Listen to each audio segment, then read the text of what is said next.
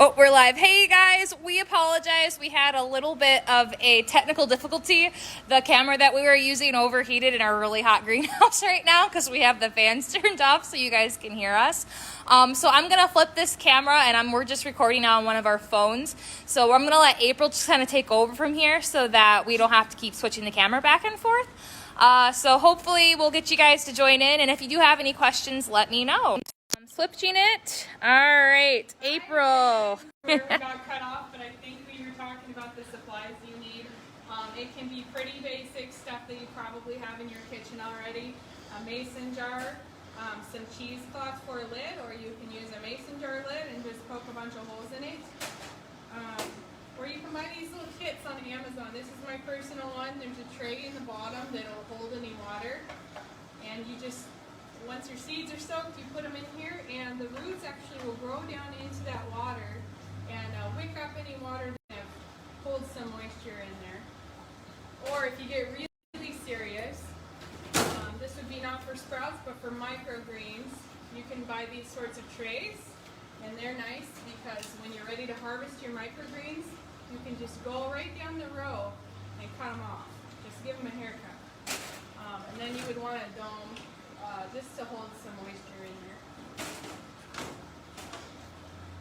Lots of different ways to do it. So, some different seeds that you can use. A lot of stuff that you can actually buy at your local grocery store. You can use any kind of bean or lentil or dried whole pea seed that you might find at the grocery store. Lentils work really, really well, and they're fast. They're really cheap, they're fast, they're really succulent. You're going to get a nice crunch to those.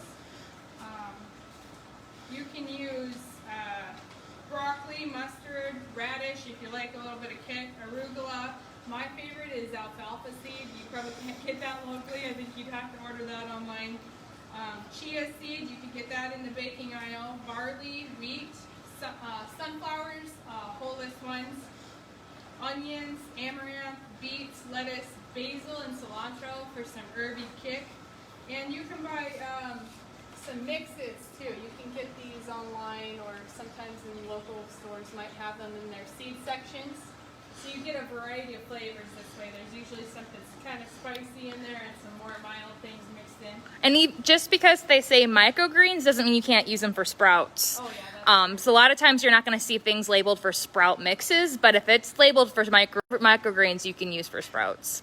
So you're going to want to soak your seeds, depending on what kind of seed you have, at least 8 hours.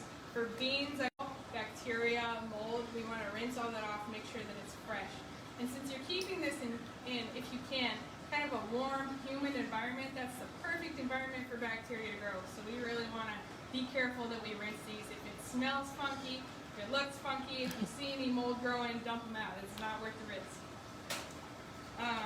So for sprouts, after you soak them for 24 hours, 8 to 24 hours, you're going to just leave them on your counter and rinse them once a day.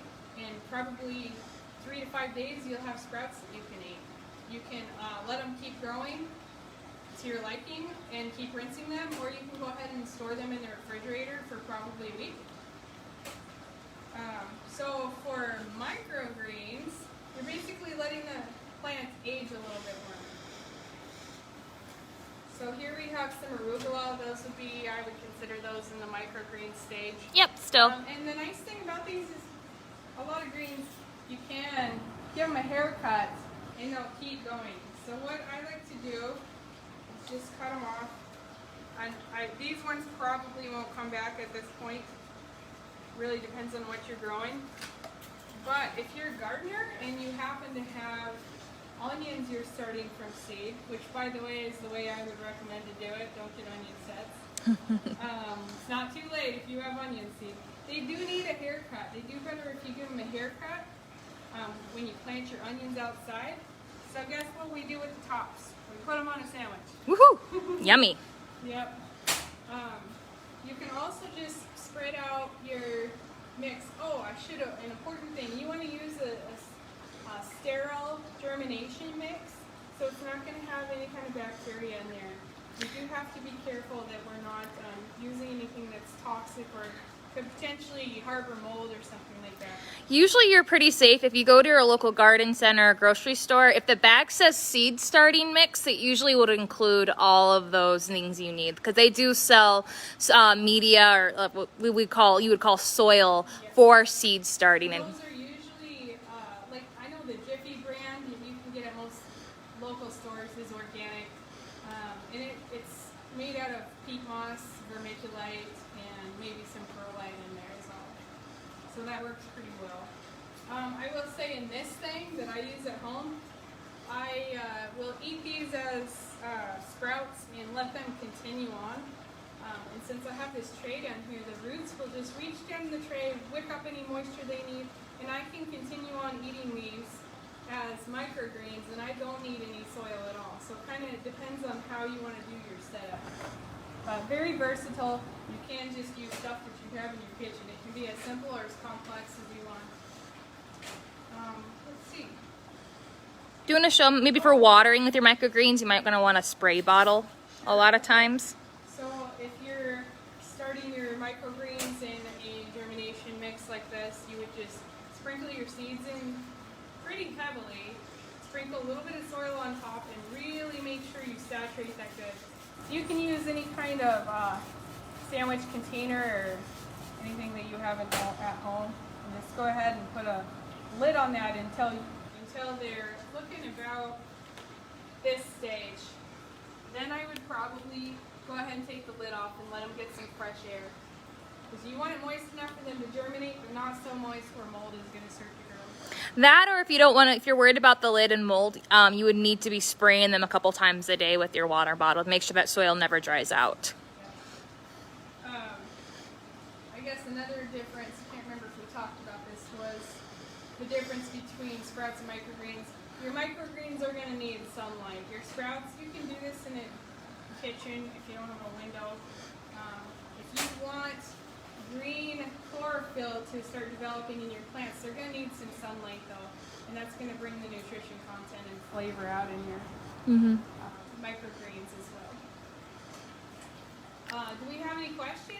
Any questions? We've got 2 people watching right now. So if you guys are watching the recording, I will try to bring both videos together and post the recording here, and then also we'll get the YouTube going as well so you guys can enjoy it. We apologize for the 2 different videos.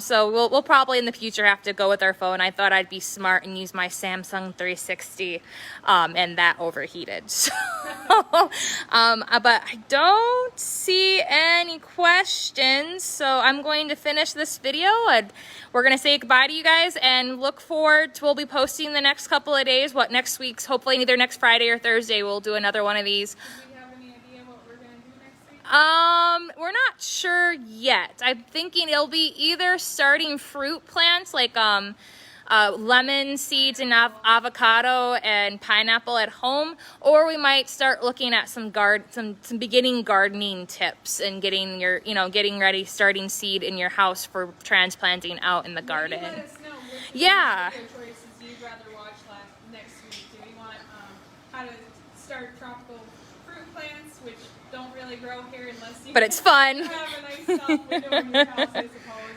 or beginning gardener tips. So either way, let us know in the comments below.